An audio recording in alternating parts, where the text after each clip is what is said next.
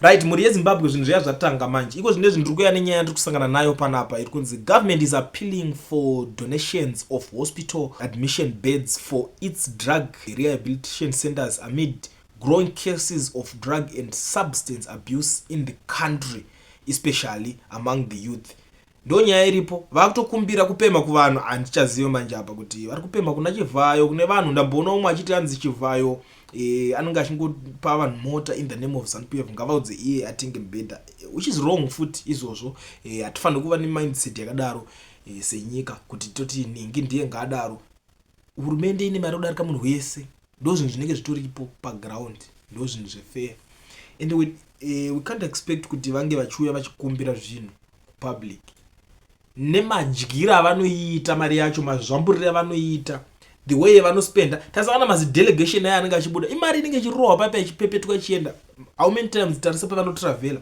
Iko zvine zvavakutoswera zvavakutohwandiswa, muchatoudzwe nyaya dzemadelegation kozi vakanotisa kuti no, vanhu ava vakangonzwa kuti kwabuda delegation vari kupopota vatanga kurova macalculations, kozi izvezvi zvaaeasy zvakungobuda pachena kuzoti vaenda vari vangani, vaenda vari vakati, kuti kwakutotanga kutobata calculate haparwa kana mari yakati, kozi vanhu vakuzviziva.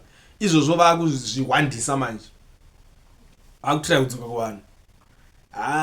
Vari kuda madonations the way iri kuiswa mataxes aya mutuli, zvonzi vanhu vari kumbira apa pari fana. I don't know, imimi munogona kunge mune something to say. Pamwe zvinomeka sense kwamuri kuti vanhu ava vane mashandisiro avanoita mari yaya vonzi vari kudzoka vachikumbira madonations. Tell me what you think. Amen, munoionawo sei nyaya iyo? Ngatitsvake mazano patakabva takakuona kusvika patiri nhasi panguawa indiri kutaura inoi, asi zviri kuseri kuzuva ramangwana kuseri uku hakuna anoziva.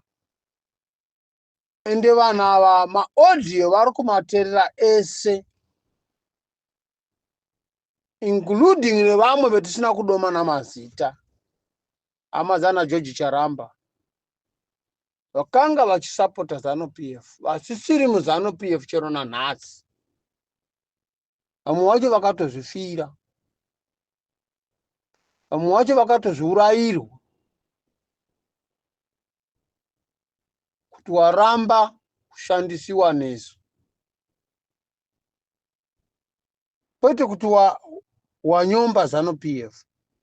Kune vakaenda vachida kunyengewa nekupfimbiwa neZANU-PF kuti vashandisiwe. Vamwe vacho zvava zvirema vane zvifo mumiviri izvozvo navava vanhu veZANU-PF, nokuda kwamashoko ana George Charamba. But nhasi zvadzoka kwaari. What is next? Nick Mangwana, ma-NGO food zvese zvamaita, zvese dzimba dzamaigara makadhi, munozvitiza mukazvisiya. Bvunzai Chris Mutsvangwa. Kana vanoda kuziva history, bvunzai Chris Mutsvangwa kuti muZANU-PF kana yatanga yakuda chaiko chaiko unomhanya sei. Chris Mutsvangwa wakandobuda ari kwakeko, mukadzi akandobuda ari kwakeko, vakazondosongana ikoko kudiaspora. Amene kudiaspora rokupi? Kuchina here, kana kuti kumaAmerica here, kana kuti kuDubai here, kana kuti kuIndia. Asi nokuda kwokuti havana start, havana chokuita, vatojaira kuba, vanotongodzoka ikoko kuumbavha bwavo. Zvimwe zvese tingataura, but strategy chaiyo yetinayo ndeyei. Ende mune strategy, musasapota strategy yokusapota mbavha. Vana Kasukuwera ava, vana Muzembe ava, vese vakamboshanda neZANU-PF ava.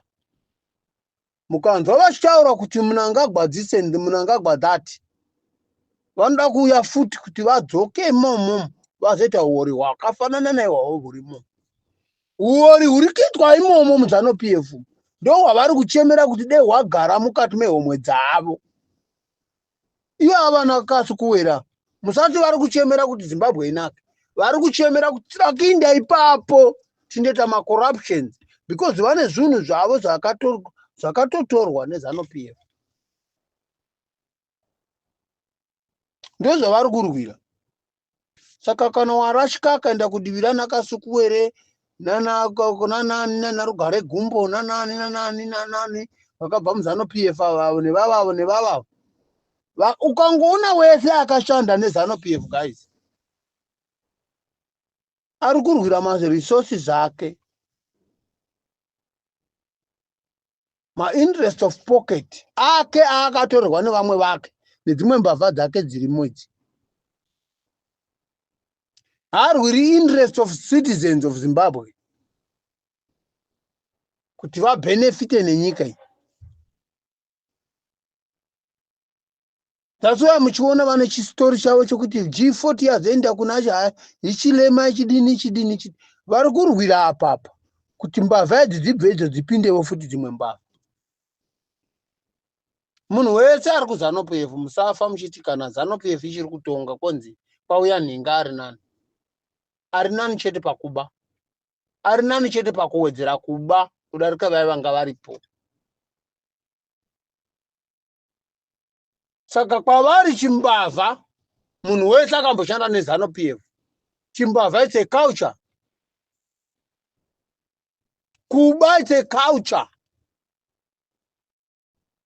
Kana usingabi uri muzano PF ngaandiudze, vese vane zvimasutu zvomumabhero ava vese vomunoona unenge vachiteverera nana Munangagwa nanani vese ava nana uyo unorwara rudhara rworwara.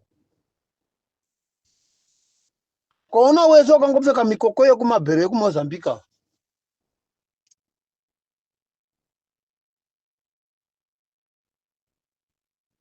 uzive kuti mbavha. Munhu akangwara usasapota, munhu anoziva usasapota vari pavo.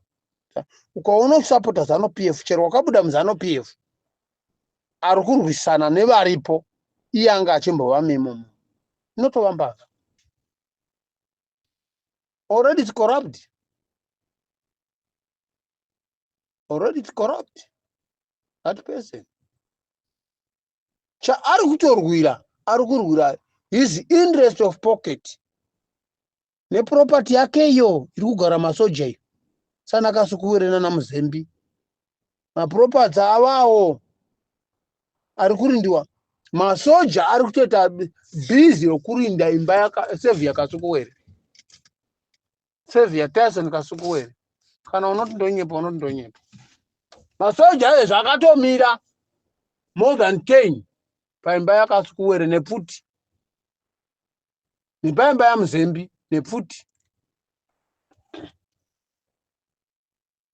Yavakatadza ndiye mai Mujuru nokuti mai Mujuru vakazivakira imba yavo. Ndiye vakatadza. Dzimwe dzese dzakatorwa idzi.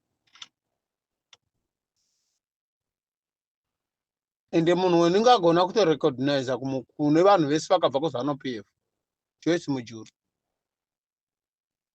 Ndo wega anogona. Joyce Mujuru.